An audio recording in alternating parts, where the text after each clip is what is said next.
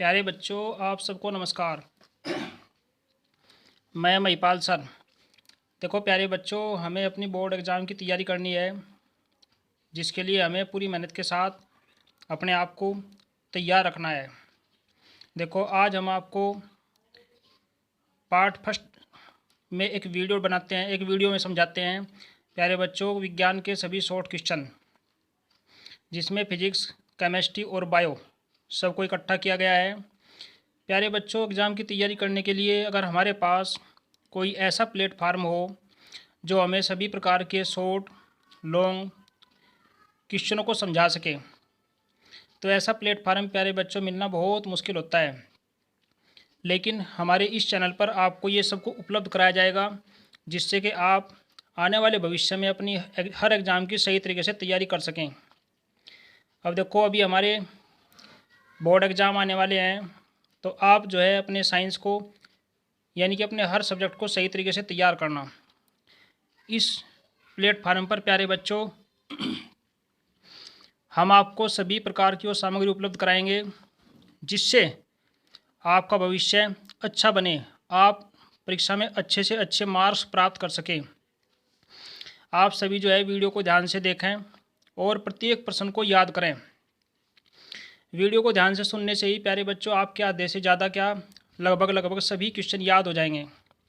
इसलिए आप जो है वीडियो को ध्यान से सुनें और अपने सभी प्रश्नों को ध्यान से समझें।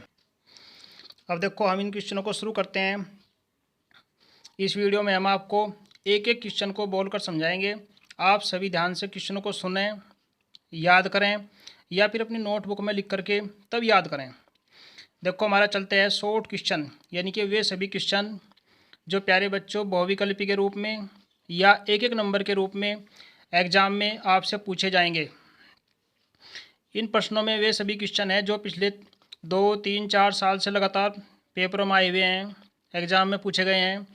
तो उन्हीं क्वेश्चनों को यहाँ पे प्यारे बच्चों सम्मिलित किया गया है। उम्मीद ये करता हूँ कि ये सभी क्वेश्चन आपके लिए सहायक सिद्ध होंगे और आप अपना कार्य करने के लिए, अपने अच्छे मार्क्स लेने के लिए आप इनको अच्छे से तैयार करेंगे। अब देखो, अपने क्वेश्चनों को हम स्टार्ट करते हैं। क्वेश्चन नंबर 1 हमारे पास दिया हुआ है, एक अवतल लेंस द्वारा किसी वस्तु का बना प्रतिबिंब होता है। देखो, अवतल लेंस के द्वारा प्रतिबिंब कैसा बनता है प्यारे बच्चों? आभासी, सीधा और छोटा।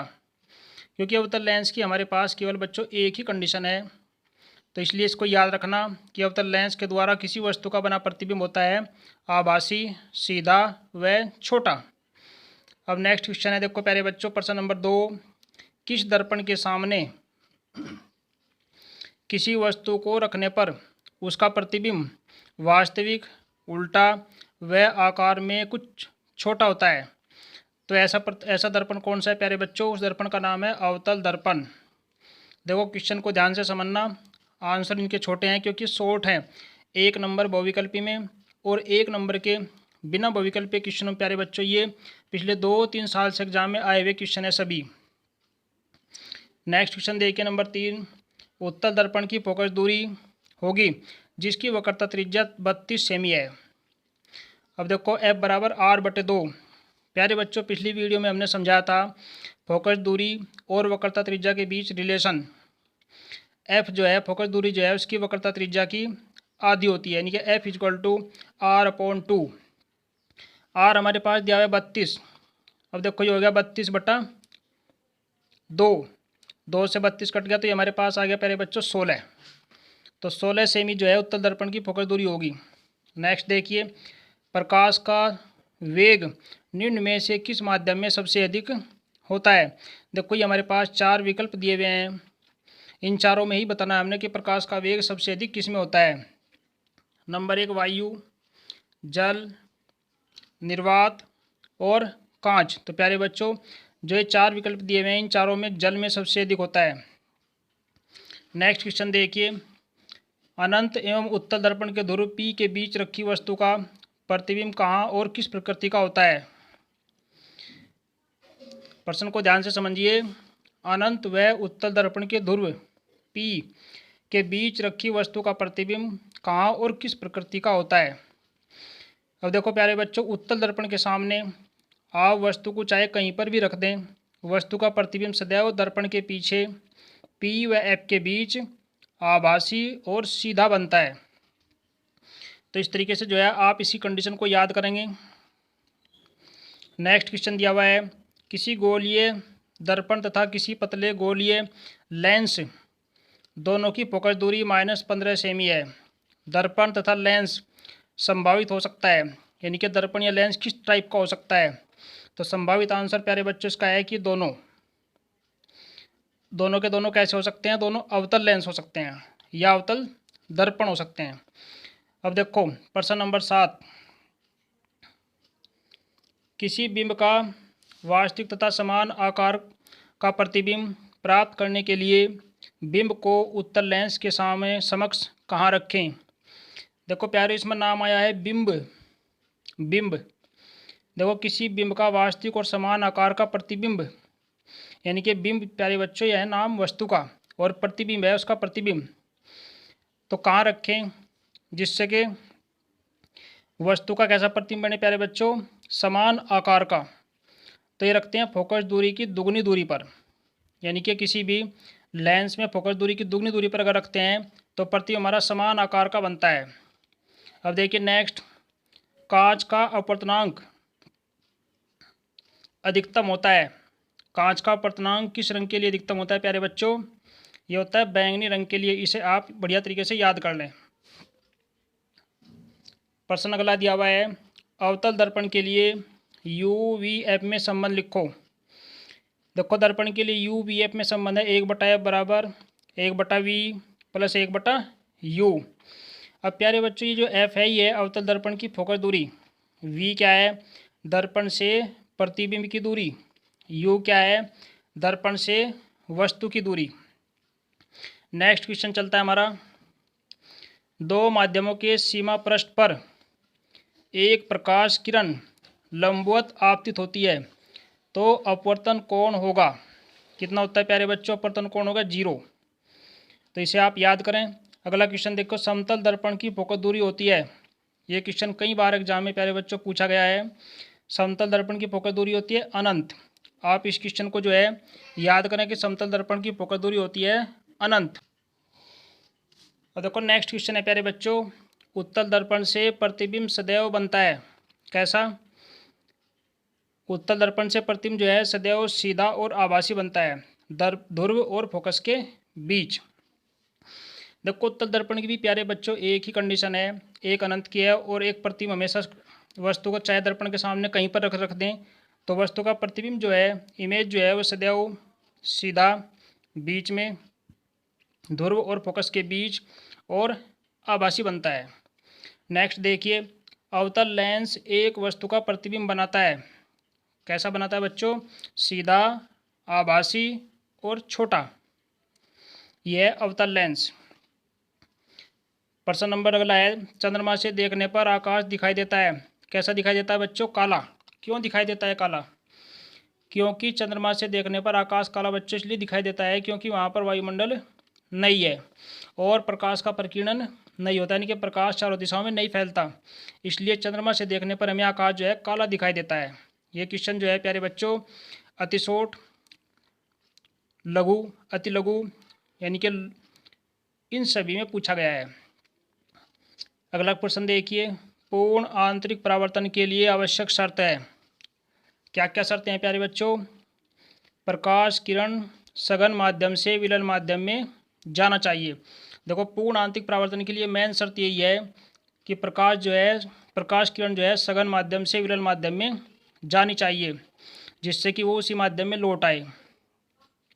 नेक्स्ट देखिए, क्रांतिक कोण का अधिकतम मान होता है किस रंग के लिए अधिकतम मान होता है बच्चों, क्रांतिक कोण का अधिकतम मान होता है बैंगनी रंग के प्रकाश के लिए, यानी कि बैंगनी रंग के लिए।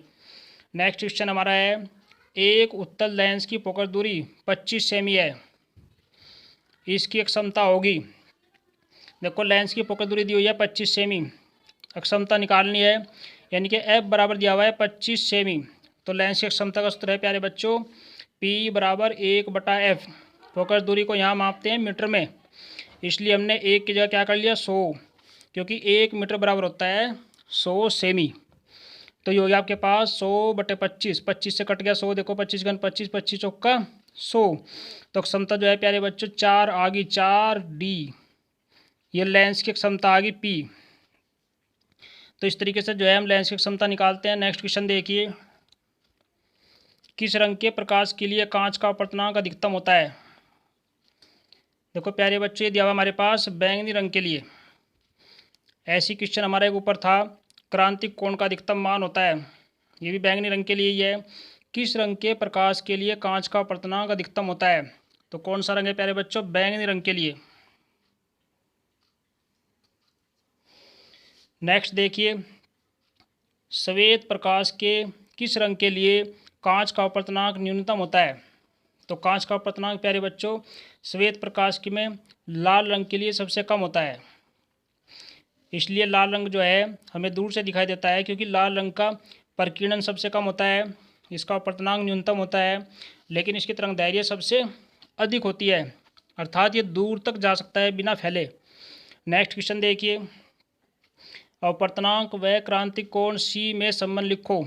देखो अपवर्तनांक हमारा n बराबर 1/sin C, ये सूत्र है बच्चों, इसे अपने याद कर लेना है। इसके ऊपर जो है एग्जाम में न्यूमेरिकल भी पूछे जाते हैं कि अपवर्तनांक और क्रांतिक कोण में से क्रांतिक कोण का मान दिया हुआ है तो n की वैल्यू पूछ ले, या n का मान दिया हुआ है क्रांतिक कोण का मान पूछ ले, ये क्रिटिकल एंगल होता है बच्चों।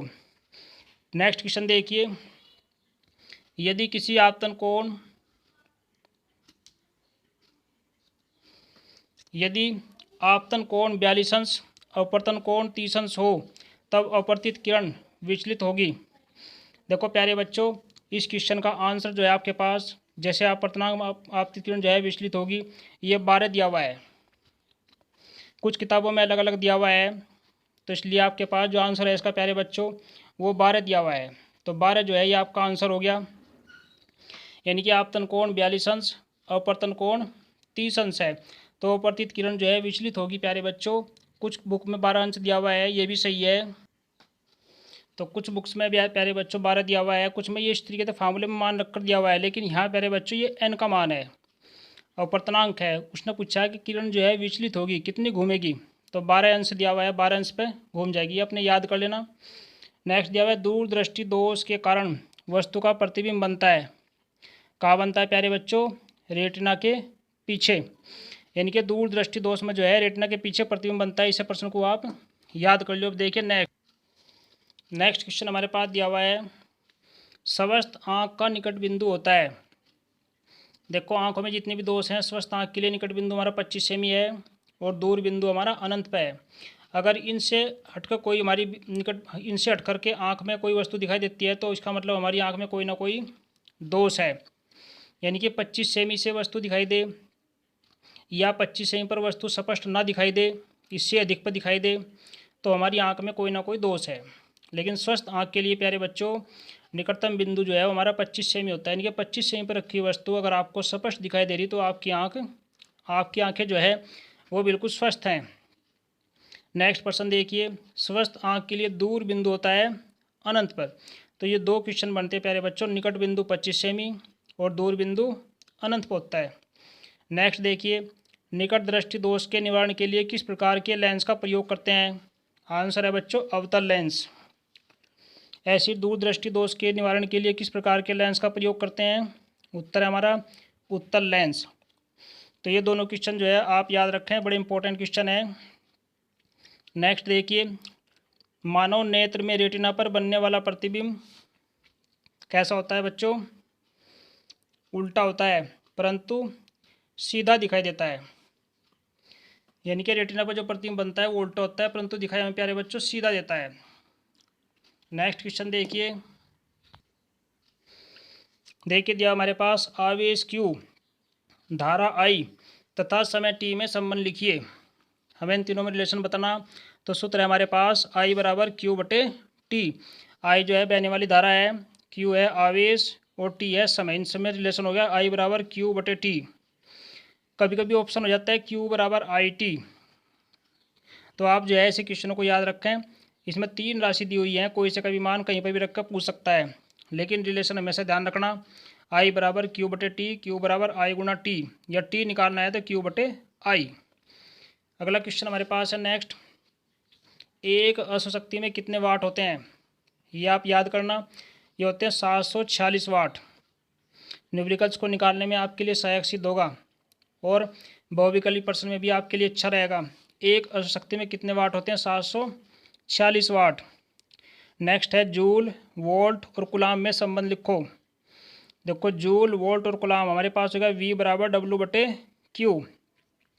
देखो V तो है विभवांतर जिसका मात्रक होता है वोल्ट, W है किया गया कार्य जिसका मात्रक होता है जूल, Q है आवेश जिसका मात्रक होता है कूलाम। तो इन तीनों में रिलेशन हो गया V बराबर W/Q। नेक्स्ट क्वेश्चन देखिए, 1 किलोवाट घंटा में कितने जूल होते हैं? तो ये है प्यारे बच्चों 3.6 × 10⁻6 जूल 1 किलोवाट घंटा में होते हैं। तो आप इसको याद कर लियो। देखो 1 किलोवाट घंटा, 1 किलोवाट 1000 वाट, 1 घंटा 60 मिनट। तो इनको जो है चेंज करने के बाद, मल्टीप्लाई करने के बाद हमारे पास राशि आती है जिसको आप डायरेक्ट याद कर लीजिए, 3.6 × 10⁻6 जूल। नेक्स्ट क्वेश्चन देखिए, प्रतिरोध आर का मात्रक क्या होता है बच्चों? ओम। इसे आप याद करना। नेक्स्ट देखिए, 1 यूनिट या किलोवाट घंटा को जूल में लिखो, यानी कि 1 यूनिट या किलोवाट घंटा को जूल में कैसे लिखते हैं बच्चों? 1 किलोवाट घंटा बराबर 3.6 × 10⁻6 जूल। देखो दोनों क्वेश्चन में थोड़ा सा डिफरेंस है। हमारे पास इस क्वेश्चन में बताया गया था 1 किलोवाट घंटा कितने जूल के बराबर हो? 3.6 × 10⁻6 जूल। क्वेश्चन वही है लेकिन लिखने का फ़र्क है, बताने का फ़र्क है। ये यहाँ पे आ गया 1 यूनिट, यानी कि 1 किलोवाट घंटा को हम 1 यूनिट भी बोलते हैं। तो 1 यूनिट बराबर 3.6 × 10⁻6 जूल। नेक्स्ट क्वेश्चन देखिए, बिजली के बल्ब का तंतु बना होता है, क्या का बना हो प्यारे बच्चों? उस धातु का नाम है टंगस्टन। तो इसको आप याद करें, कई बार पेपर में ये आ चुका। देखो नेक्स्ट क्वेश्चन है प्यारे बच्चों, 2 चालक तार जिनके पदार्थ लंबाई व्यास समान है, किसी विद्युत परिपथ में पहले श्रेणी क्रम में फिर समांतर क्रम में संयोजित किए जाते हैं। श्रेणी तथा समांतर क्रम संयोजन में ऊष्मा का अनुपात ज्ञात कीजिए। देखो प्यारे बच्चों, सूत्र बहुत सारे हैं, उन सूत्रों को याद करना, उनके आधार पर इसका आंसर आपका हो गया 1:4। इसको डायरेक्ट आप याद कर लियो। आगे जब न्यूमेरिकल करेंगे उनमें हम इसको डिटेल में, यानी कि लॉन्ग रूप में भी आपको समझा देंगे। नेक्स्ट क्वेश्चन दिया हुआ है, विद्युत धारा का मात्रक है। विद्युत धारा का मात्रक होता है प्यारे बच्चों एम्पियर, इसे याद करना।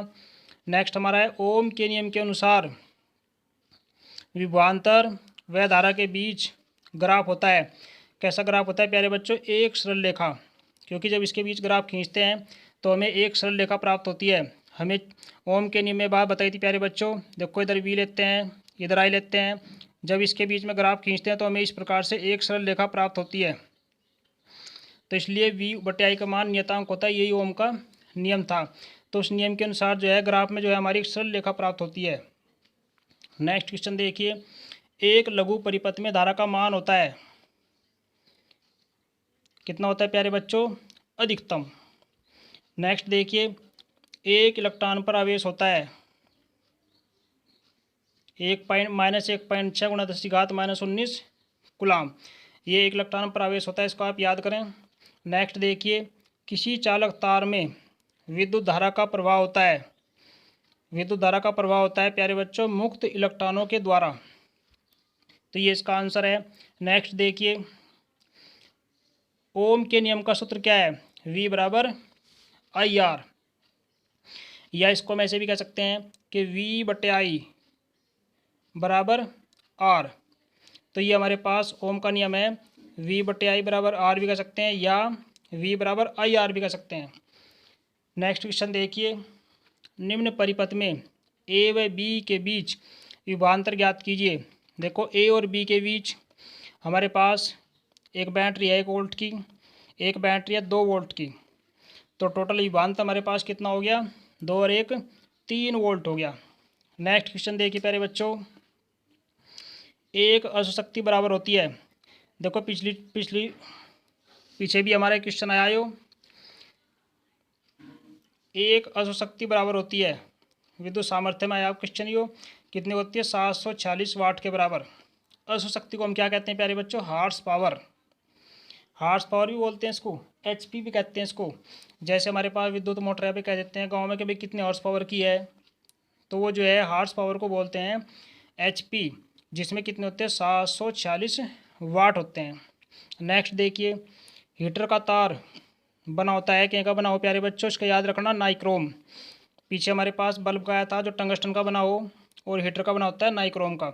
इन दोनों क्वेश्चनों को याद रखना। नेक्स्ट दिया हुआ है, समान विद्युत शक्ति के ताप दीप्त बल्ब एवं हीटर में किसमें अधिक प्रकाश होगा? समान विद्युत शक्ति का ताप दीप्त बल्ब एवं हीटर में किसमें अधिक प्रकाश होगा? तो प्यारे बच्चों आंसर आपका है विद्युत बल्ब। नेक्स्ट देखिए, श्रेणी क्रम का सूत्र क्या है हमारे पास? R बराबर R1 plus R2 plus R3। इसी प्रकार से क्वेश्चन हमारा है समांतर क्रम का। नेक्स्ट देखिए, प्रतिरोधों के समांतर संयोजन में समान होता है, क्या समान हो प्यारे बच्चों? विभवांतर। जब समांतर क्रम में जोड़ते हैं तो समान होता है विभवांतर, जब श्रेणी क्रम में जोड़ते हैं तो समान होती है बहने वाली धारा। अब नेक्स्ट देखिए,